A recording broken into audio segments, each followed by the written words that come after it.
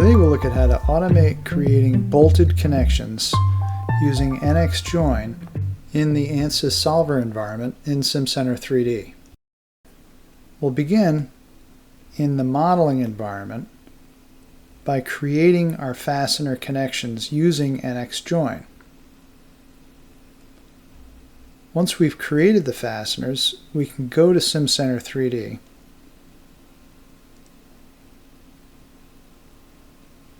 and here we have an assembly finite element model and a shell representation of the bracket.